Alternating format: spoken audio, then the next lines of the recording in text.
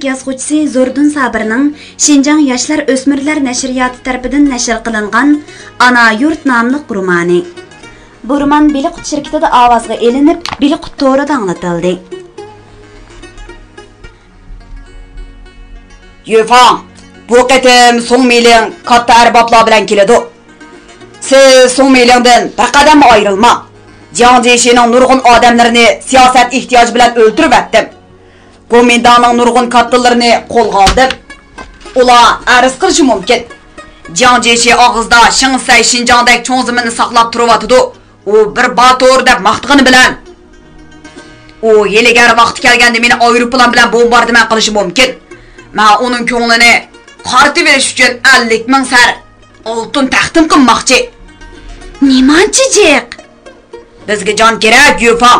Bu qitim Song Xenim bilan billa Zhou Xiaoliang, He Jingwu, Mao Bangchu, Liang Hansao, Dong Shanguang, Qin Wanli, Wu Zxiang deganlar kagudak.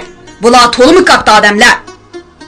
Harbiy, diplomatiya, siyosat va hiyli nayrangda har biri bir jo'giliyan. Kim biladi, ular qandoq nayrang bilan keladi dexe. Ammo men bir narsaga ishonaman. Xinjiangni qo'limda ching tutib turdim. Uni vatan zaminiga yana qo'shaman. Bu to'pamni hech kim hisob qolmasimi Jiang Jiechi qadrlaydi. Uning vatan ko'z qarshi bak ulug'. Tashqi Mong'oliyani o'rislar mustaqil davlat qilib qurib berdi. Jiang Jiechi buning qat'iy qarshi. Qo'lidan kelsa u Balqash ko'lining berisidagi yerlarning hammasini o'rislardan tortib olib, vatan qo'yni qo'shib olg'isi bor. Siz bu yerdagi Uyg'urlarning Mong'ollardek mustaqil bo'limiz da'vatqinni unutmang. Xo'may tushkirish. Bu xalq bu yerda o'sgan giyoh, to'g'roq, qor yog'och. Unsur hisob emas. Davlat bo'lolig'idagi iqtidor, qobiliyat bo'lsa bo'ladi. Bularni ya birar siyosatchi, ya birar harbiyshunos boshlamchi bo'lmasa, bari yo'q bir necha margan qaram talvalar. Ular o'chiga yaraydi. Davlat qurish qo'lidan kelmaydi. Davlat qurg'onlar hisobli harbiy dohiylar, Iskandar, Chingizxon, Napoleon, Gitlerning qaysi birlari harbiy emas. Oddiysi Turkiya dohiysi Mustafa Kamalmi shu. Harbiy bilimi yo'q, harbiy kuch yo'q millat davlat bo'la oladimi? Stalin menga davlat qurib berishga urinmadi. Uyg'urlarga unaydimi? Ularga davlat qurib bersa Buxoro xonligi, Oblayxon olash o'rdichalari ko'tarilib, Turkiya bilan birlashib Stalinning taxtiga tahdid soladi. Stalin Uyg'ur qozoqlarni qurollantirib meni jazolashga selishi mumkin. Men buningga to'liq hushyor. Shuning uchun Jiang Jiechiga beqinmoqchi bo'layotiman. O'rislar tajovuz qilsalar, Jiang Jiechi Amerikani orqa soladi. Stalin Rooseveltning deganini qiladi o'g'otin. Jin Yong, yana bir qitim deb qo'yay. Siz yetilgan siyosatchi, harbiyshunos diplomat. Jiang Jiechi o'rinni sizga bersa, siz butun Osiyoni vatan zaminiga qo'sha olmaysiz. Chaoshen, Yaponiya, Vyetnam, Laos, Kambodja, Singapur deganlar junguliq bo'lmay nima? Sovetning Oral daryosining sharqidagi yerlarim bizning. Biz dunyodagi eng cho'ng, eng boy, eng qudratli davlat bo'lishimiz kerak. Siz shunday davlatga podshoh bo'lishga munosib. Shinsayning 13 yillik qadinas xotinning mushundaq cho'qinishlari maqtashlarini u yoqtiratdi. U barliq ayollar mushundaq maqtashsa deb arzu qiladi. U dunyodagi go'zal ayollar vakili. Dana ayollar tipi hisoblanadigan xotinni bag'riga ching bosdi. Lekin 1942-yil sentabrda Lanzhoudan qo'zg'algan maxsus aeroplan Urumchi aerodromiga qo'nganda aeroplandan go'zal salobatlik Song Meling tushish bilan Shingsay uning oq palay kiygan to'limi nozik, sutdek oq sirli qo'llarini tutganda o'z ayolining to'limi to'van, obro'y va rohat farog'atli talantiba, salohiyati, go'zalligi, nazokati yo'q ekanligini his qildi. Song Meling to'limi sazgori diplomat edi. Amerikada o'qib jungocha ayollar alohidaligini yo'qotgan, hatto odatdagi so'zlariga ingliz tili aralashib ketgan sutdek oq, muomala siliq bu ayol go'zallikda, o'zini tutish va o'zini gavdalantirishda Wang Jingmeining eng go'zal, danglik ayolni bekorli yengilvatmaganligini Shingdoban tushundi. Örümchining shimolidagi aerodrom bilan Duban mahkamasi mehmonxonasining oraliqida shahar xalqi, o'quvchilar, ofitserlar maktabining o'quvchisi, ofitserlari yo'lning ikki qasniqiga to'lgan. Shingdoban Songmeilingni kutib olishni alohida dag'dug'i bilan oldin ola bir necha qatim mashq qilgan bo'lishiga qaramay, biror yerida chandırib qo'yishdan vahima qiladi. So'ngxonim, bizning bu chegara shahar mana bu shunchalik. Xalqimizmi cho'ng so'rin ko'rmagan. Ko'ngillariga olmasalar, kuchimiz oddiy bo'lib qoldi. Dedi u 2 soat taqazzo bo'lib kutib, xafa bo'lganini chandırmay. Vaqt qiz. Kutib olish tayyorligimiz cho'lti bo'lib qoldi. Gap rasmiyatda emas, samimiyatda. Jiang ve Yuanjiang sizning samimiyatingizga qoyil. 10 yil dushmanlashdim. Qara, bu xotinning gapga ustaligini. Sen samimiy dushman demakchimi? Yo'q. U demakchi, vatandan yuz o'rmadim. Bunisi rost. Ammo uningga yuzsizlik qildim. Lekin vatanni sotmadim. Mana bugun shu tuhfam mening sadoqatim bo'lmoqda. Shingsay Shanxayda, Nanjingda Songxonimni ko'rgan. U chaqlarda Shingsay siyosiyga qaraganda qizlarga ko'proq ko'ngil bo'ladigan, yetilgan xotin bediki edi.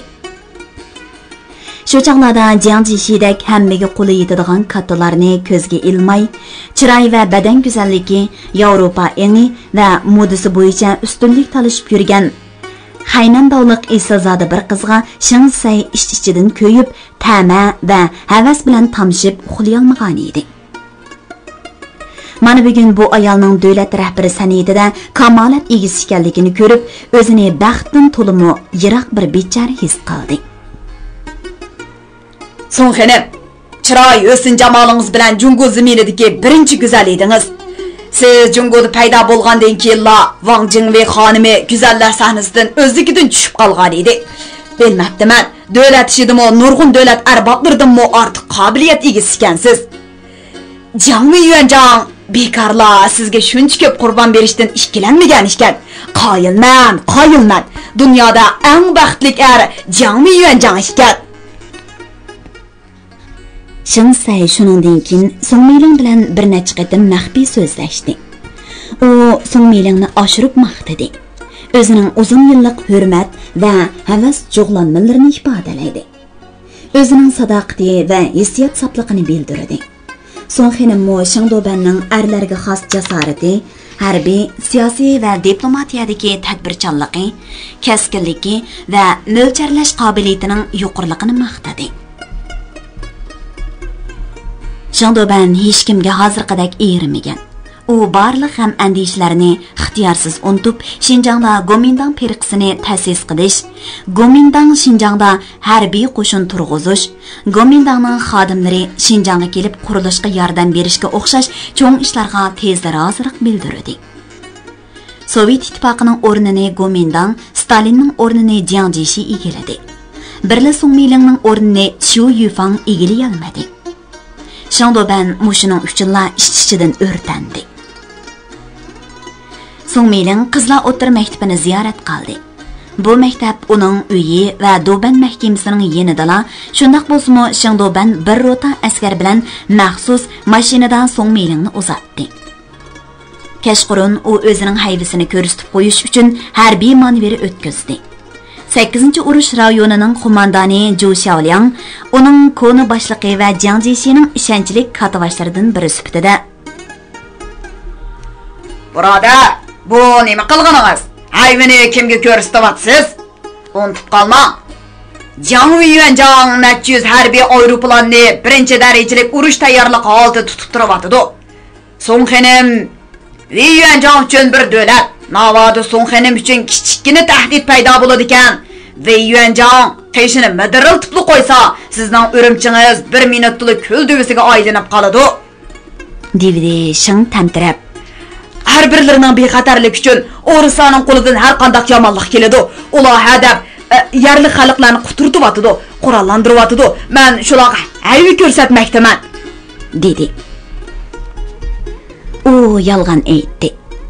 u suhbatda qo'yilgan ba'zi masalalarga harbiy manevr orqali javob bermoqchi edi.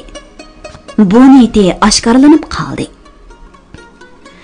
Har qanday bir qudratli odamning o'zidan ustun raqibi bo'ladi. Hech bo'lmasa ma'lum jihatda, ma'lum masalada biri uningdan ustun bo'ladi. Napoleon 700 necha ming askarini Moskvadan chekindirganda Rossiya podshohini yoki Rossiya davlatini emas, Kutuzovni tilga olgan.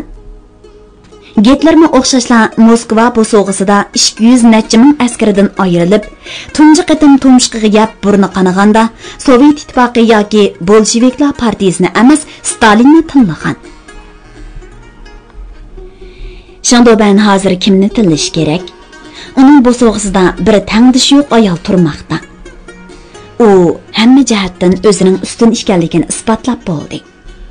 Shunda ben endi o'zini to'limi bechora, yaramsiz his qildi. So'nglang uni hech nimga zo'rlamadi. Gaplarda Jiang Jishining fikri mundoq degan so'zni ishlatmadi. U faqat Shinsayning yoshligi, Yaponiyadagi chig'ida Jiang Shuliangga qarshi gaplarni qilganligi, Jiang Yuanjangning kunchiligi, kuchlik odam ekanligini unutib, uning chiroyli oshnasi bilan tansa o'ynaganligi, bu xil qaramliq hammani erlarda bo'lavermaydiganligini, qaramliq qahramonlarning bir xil ifodasi ekanligi, o'zining Amerikada siyosatchilar bilan ko'p aralashish jarayonida bir siyosatchining diplomatiya, bilim va til harakat san'atida yetilish zarurligini his qilganligi, shunda ben Jungoda tarix betidan o'rin olishga munosib odam ekanligi go o'xshash gaplarni qildi. 40 necha yosh degan toza qaranchoq. Amerika Zongtini Roosevelt 1933-yili 3-oyning 4-kuni Amerikaning 32-navbatlik zongtong bo'lganda naq 50 yoshda edi. Qarang, buni o'xshashliqni. Siz 1933-yili 3-oyda taxtga chiqdingiz. Roosevelt zongtong bilan bir vaqtda, shu yili Gitlermi taxtga chiqqanda degan so'zni siliq yumshoq aytib, uzun qoshlarini o'ynatib, chiroyli burni bilan go'zal lablarini hech bir ayol zot qamlashtira olmaydigan bir xil nazokat bilan midiriltib qo'yib, Shinsayning tizig'iga asta dal talab qilgan vaqtida olqinni bilan urib qo'ydi. Shuncha nurg'un go'zallar, hatto Moskva tarbiyasida yetilgan rus qizlarimi Shangdobanga bundaq sehrlik lazzat berolmagan edi. So'ngmilang uning ruhini tezla asir qilib oldi. Uningda maqtab uchirish yo'li bilan yetadigan biror maxfiyatning borligi yoki rastlashish sayi qiziqib, ayollar xos shaxsiy hissiyotini ifodalash istiki paydo bo'lganligini belgilab bo'lmadi. Lekin Shangdoban hozir o'zini huquq va amalga intilishda dunyo millatlari ichida birinchi o'rinda turadigan jungoliklardan chiqqan Yevropacha erkin fikr qilishning ulgisi hisoblab xatolashganligini sezdi. U o'lga so'ngmiling bo'lib chiqdi. Uni ko'rgan har qanday bir sirtqi go'zalligiga qoyil bo'lsa, uning bilan mundashgan har qanday bir odam uning ayollar go'zalligining tub belgisi bo'lgan adab, xuluq va hissiyat ifodalash vositalaridan ustuliq bilan foydalanishiga hayron qoladi. Mana bu Shangdobanning xulosasi. O'zining ustun va kuchli ekanligini ko'rsatish uchun u har xil ziyofat, uchrashish, ekskursiyalarda oldin tayyorlik qilgani bo'yicha nurg'un ishlarni qilib boqqan bo'lsa-mu, zodili ko'zlagan maqsadiga yeta olmadi. U xuddi kulgilik ish qilib qo'ygandek, boshqalar uni masxira qilayotgandek, bo'libmi uning bilan o'zangi so'qishtirib yurgan Wu Junshin degan siyosatchi, uning harbiy kuchini ko'zga ilmaydigan Zhou Xiaoliang degan general, uning qirg'inchilik ustidan g'azablangan boshqa amaldorlar uningga nafrat bilan qarayotgandek bilinishga boshladi. Sovet harbiy siyosatchilari uni mundaq o'sal ahvolga tushirib qo'ymagandi. Qisqasi, Yan'an va Nanjingdan kelgan ziyolilarni yig'ib olib, solab o'ltirib tozalashga boshlagandan beri Shangdobanning ustidan arz shikoyat qilg'uchilar ko'payib ketgan edi. Shularning So'ngmilingga shikoyat qilishidan saqlanish uchun ayoli Chu Yufangni So'ngmilingning kayniga selib qo'ydi. Lekin markaziy agentlikning muxbiri Çinvalli uni bilib qoldi bo'lg'ay mazoq qilgandek talaffuzda.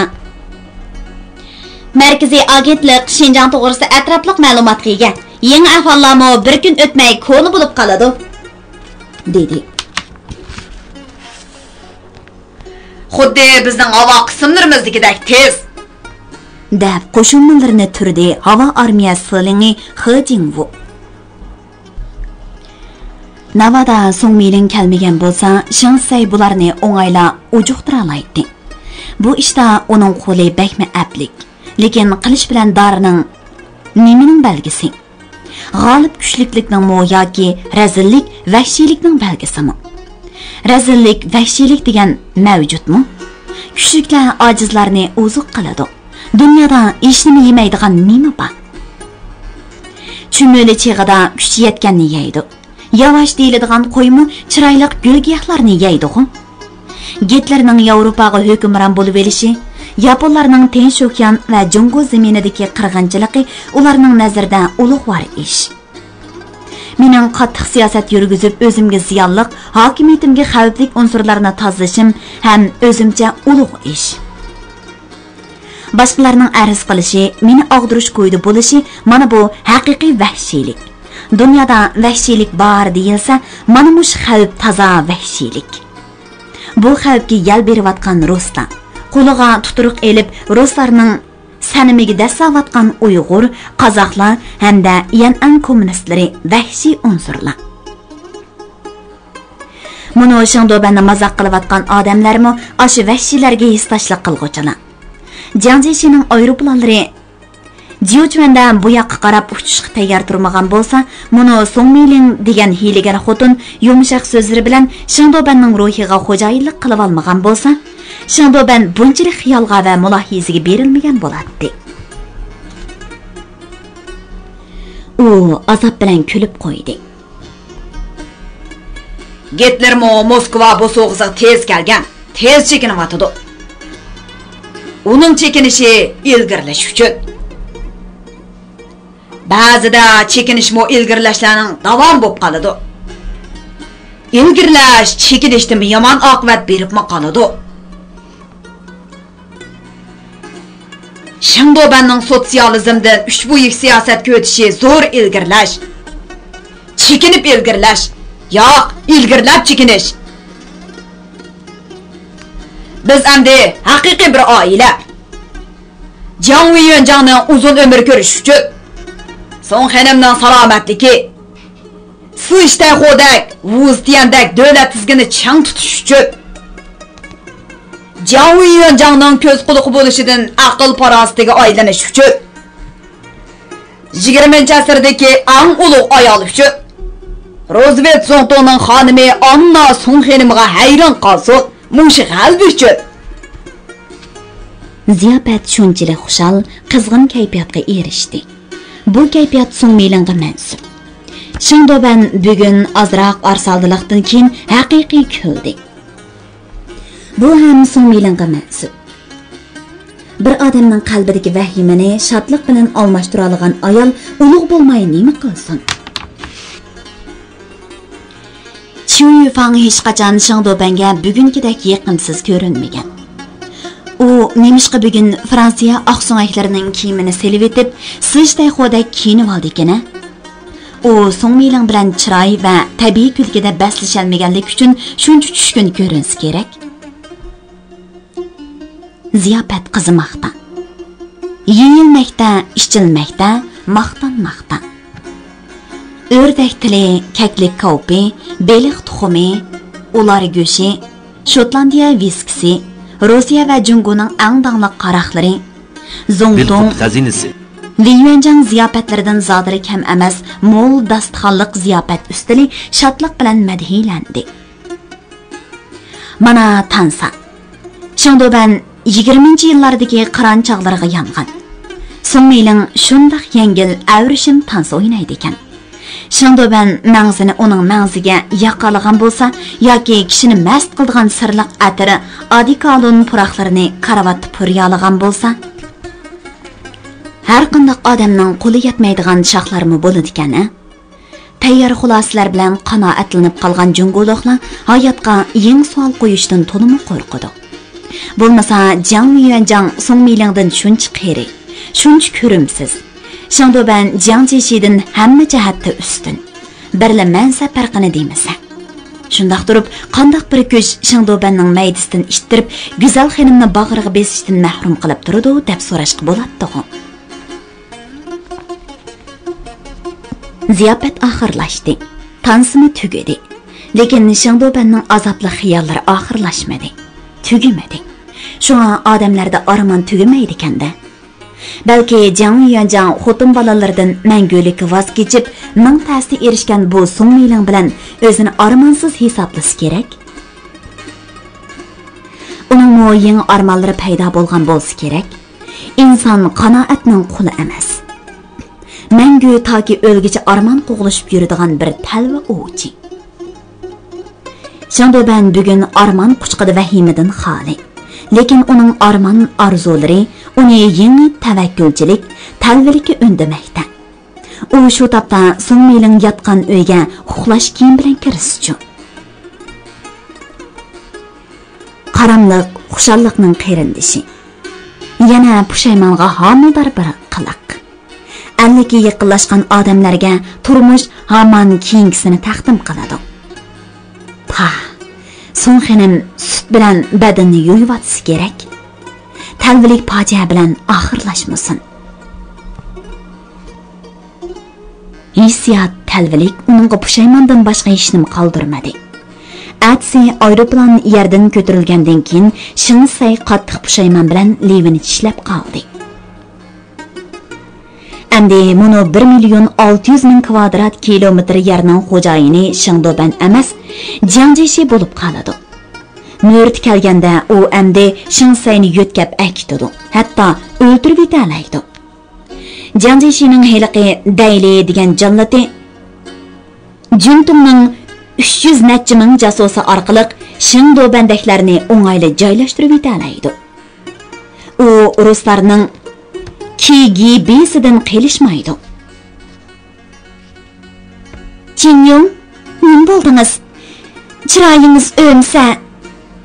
Ayoli uni qaytib qolgan yerda jaynikidan asta tutib, muloyimlik bilan o'ziga tortdi.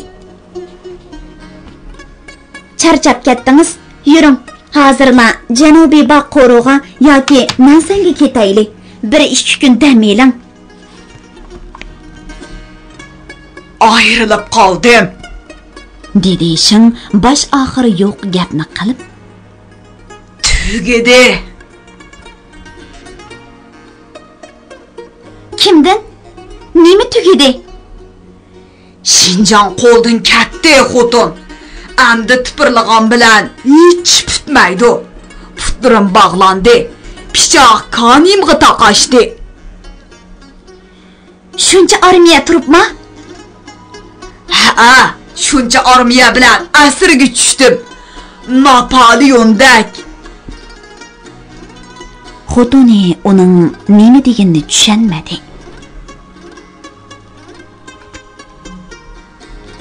Anglayotganinglar Bili Qutoridan anglatilayotgan ovozli asarlar sahifasi. Ari ko'rjak bayliq emas. Uni quchoqlab nol qilsang g'iming ozyamdi, hay ziyak. Ammo bug'diydan ketdi.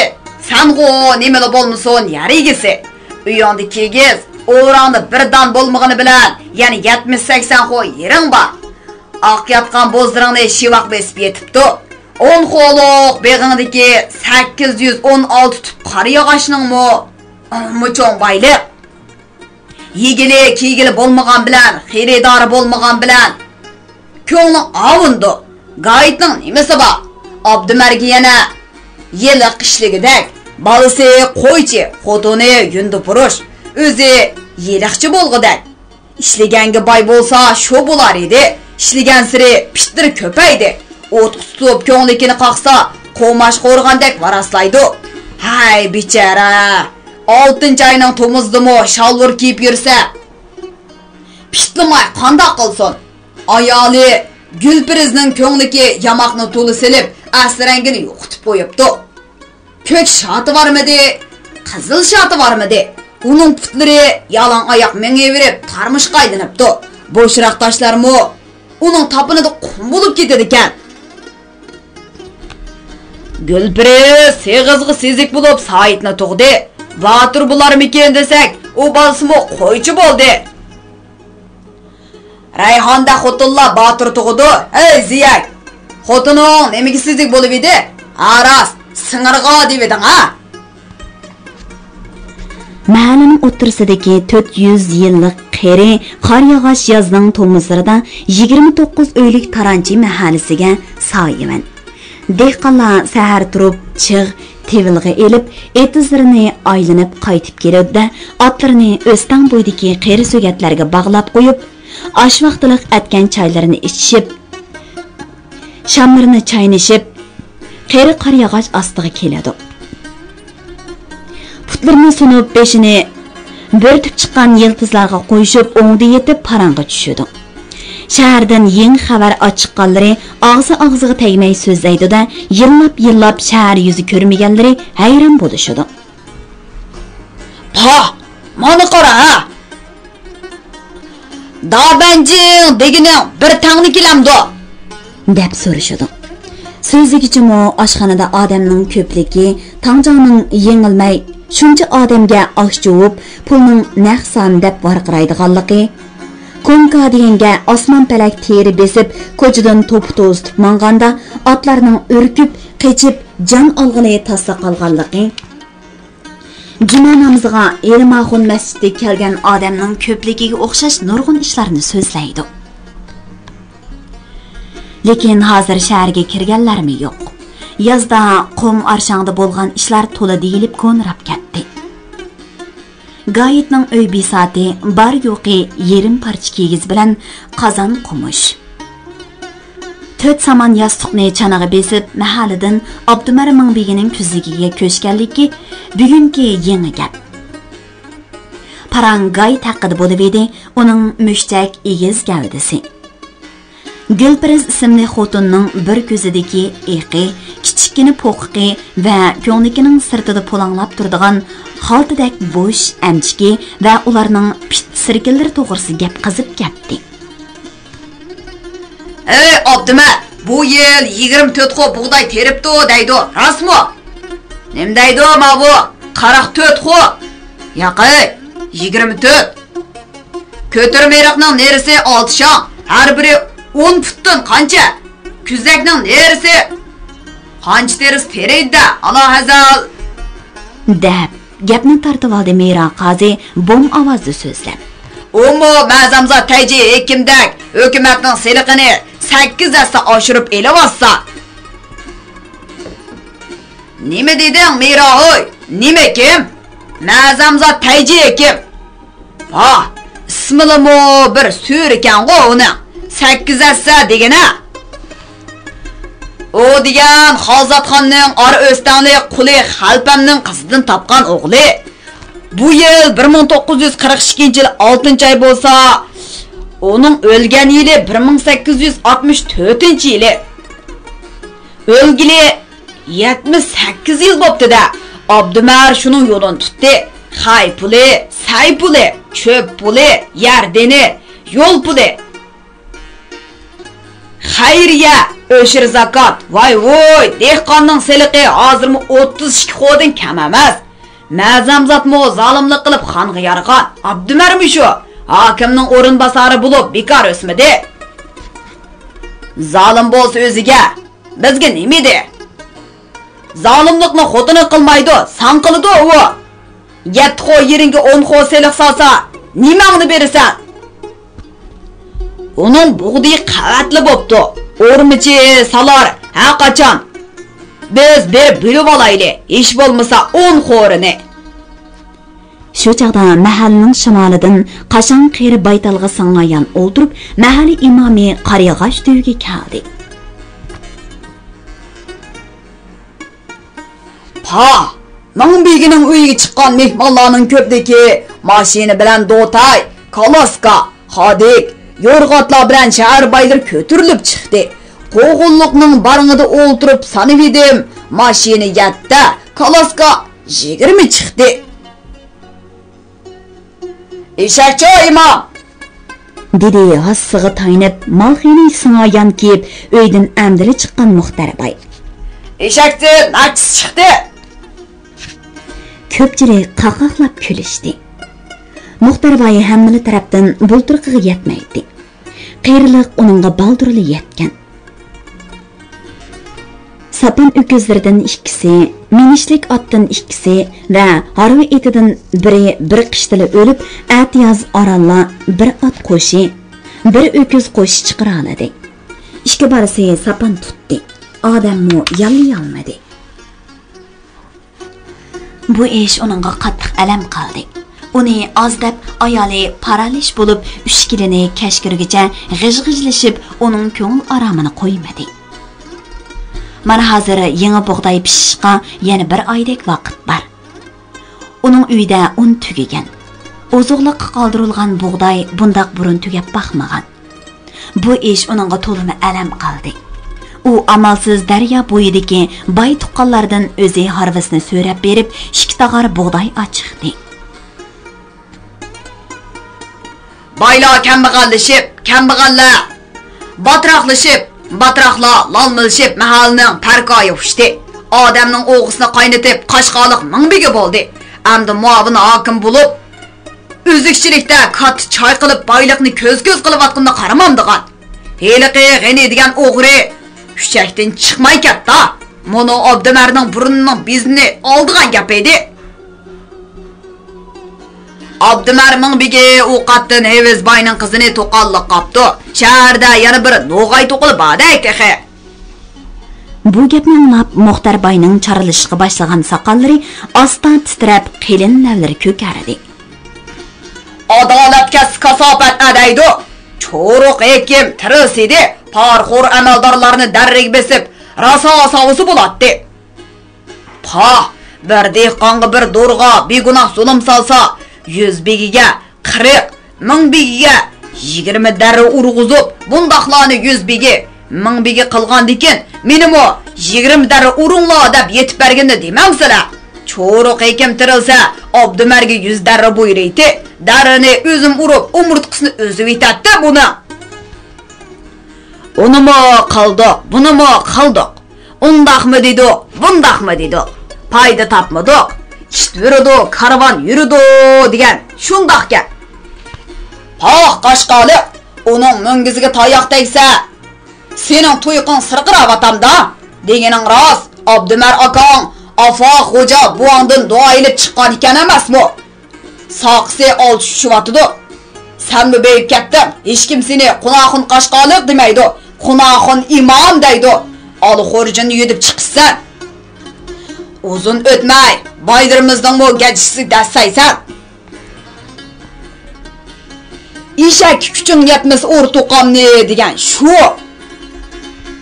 Dedi imom Muxtarbayga tunji qatim yinib. Tiyanjinliklar Sovetga qo'rchoq selib, bir atkash bilan chiqib ketganda 100 konkiga oltin besib ketyapti. Kafirlar qerimizni sho'risi qilmaymiz. O'z din qarindoshlarimiz bir qo'shiq oshni o'shqiz chidamaymiz. Alloh hazal. Chidag'osh qolsan mahalning bey bo'lg'asa, bizning o'ylining mali edi. Mana hozir mahalning bey bo'ldi. Qizlarimiz o'g'illar bilan qochdi. Taranchi bolalari o'yingda balay. Butun yurtdan iqtido qiladi. Yana nima chidimidi, pidimidi deb tilingni chaynaysan. Xafa bo'lmasalar begim, deganlari rost. Men hozir qashqolik emas, taranchi xo'jam. Ishki kelin, ishki kuyog'ol taranchi. Navrlami shu?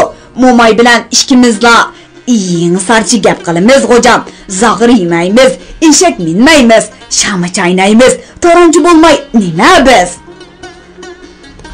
Ko'pchilik yana qaqaqlashib kulishdi. Xalzatxon hekimning davrida, dedi Mira qozi bom ovozda varqirab so'zlab. Jahongirxon xo'jam Manjula qarshi taq ko'tirib edi. Shinjang bo'yicha 2000 o'lik anjonliqni qo'g'lab chiqardi. Manjulani qo'g'lamay, din qarindoshni qo'g'ladi. Texi Manjularning din qarindoshlarimizni yo'qitishga madad berimiz deb 2000 taranchi dümbimizga 50 jingdan oshliq ortib, 1300 chaqirim yo'lni piyoda minib, G'o'ljidan Aqsuga bordi. Muzdavonda o'lganlar, Talatuzda yetib to'nglab qolganlar ko'p. Manjularni deb jinimizni tishdik. O'zning qarindoshlarimiz zulmga qarshi tag'i ko'tirsa, ularni yo'qotishga yordam qildik. Pa, mavqaqnoy, bu ish qachon bo'lgan bir aka? Mutaali xalpitim so'z deganda xotiramda qolgan. 1825-yili deyman. Yo'q, xatolashdilar Miroqozi, dedi imom. Sizlar degan 1825-yili Jahongir Xo'jamni Beyjingga olib o'lim jazosi bergan choq. 2000 taranchi 50 jingdan oshliq yudib, Manju askarlariga yordam qilgan choq 1830-yili 6 shaharning 4'ida hamma xalq Manju qarshi qo'zg'algan gap. Manjular 30 ming jiq askar akilib qirg'an gap. Shu 30 ming askar Aqsuda turgan gap. Ularning qo'rsqini deb kuchadim 1000 odam, 200 arva, 500 ot, 1500 kala, 1000 eshak bilan Aqsuga oshliq to'shigan gap. 2000 taranchi mana shu chaqda anglamadim demanglar. Buningdan 112 yil burun G'o'ljidan Muzat yo'li bilan piyoda oshliq yudib to'shigan o'zining o'zi. Sen kimdan anlığa qunaqın imam? Mutaali xalpam, zerib qarajim, tibzat xalpam, man degan yezvogan gap, o'zining o'zi. Yaraysa Qashqaliq, gaping joyida. Manjular biz xalqni yo'qotsin deb oshliq to'shidik. Bu gapni Muzatdan oshqicha men manglagan. Hozir Movana Abdumar Shingdobanga yordam qilib dehqonning seliqini ko'paytiryotdi. Nilqadagi g'ini Nuriylarni tutishga necha ming mashin askar keldi. Tog'da yo'l boshlig'ichilarmi Uyg'ur, Qozoq. G'ojini yozajimni tutib berganmi, so'roq qilganmi, darg'an osqanmi Uyg'urmish. Sabit Damolla zerib qarajimlarni tutib berganmi Uyg'urmish. Taranchimi, Qashqalikmi? Mugdab yotgan bir dehqon cho'chib uyg'onib so'radi. Qashqaliqmi, taranchimi? Ko'pchilik amdiri kulishiga mahallaning beshida 4 otliq odam paydo bo'ldi.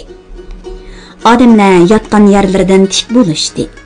Bir-biriga qarashib tuyuqsiz sog'i yo'liqqan cho'jalardek Muxtar Baydan panoh tilishib qarashdi. Muxtar Baymo tamdek tatirib, yenida kulimsirab turgan Ziyovuddinga qaradi. Ziyovuddinning chas soqollari oqargan. Qovuzlari ichib kirib, ko'kirkidagi quruq ustixonlari teri ichida tala-tala ko'rinib turardi. Uning bu yil targan oshliqlarining tayini yo'q. Bir bolasi imomga malay turgan. Hozir yeydig'ini tugagan. Ahvoli to'limi yomon edi. Muxtar Bay tamdek tatirib, "Qo'siyak!" dedi. "Nemish qo'y, qoshdayman."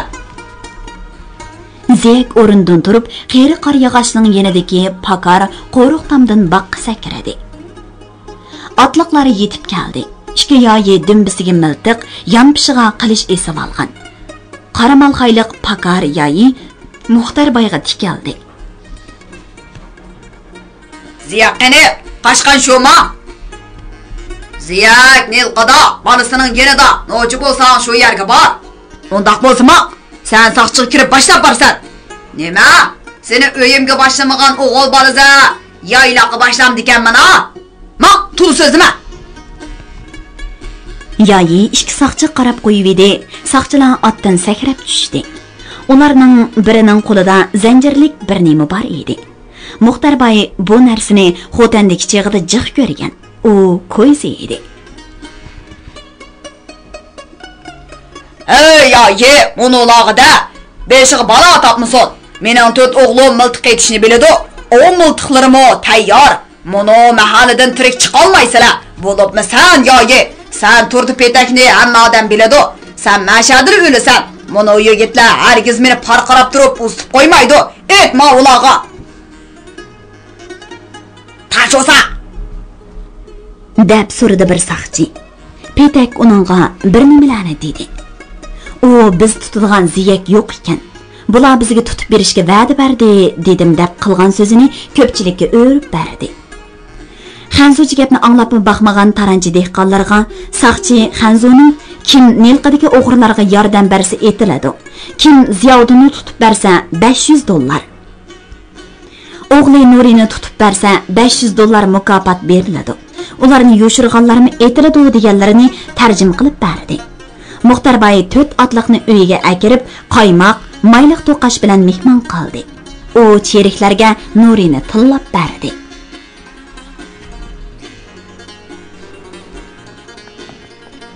Beliqut şirketida ovozga elinib, Beliqut to'rida anglatilayotgan Uyg'ur xalqining faxrlik yozuvchisi Zordun Sabirning Xinjiang yoshlar o'smirlar nashriyoti tarafidan nashr qilingan Ana yurt nomli romanini bugun mushargacha anglatdik. Davomini atga anglitishimizda davomli anglatamiz. Bu roman Xinjiangning har qaysi joylaridagi Shenhua kitobxonalarida sotiladi. Do'stlarning bu romanni setib olib saqlab qo'yishini alohida tavsiya qilamiz.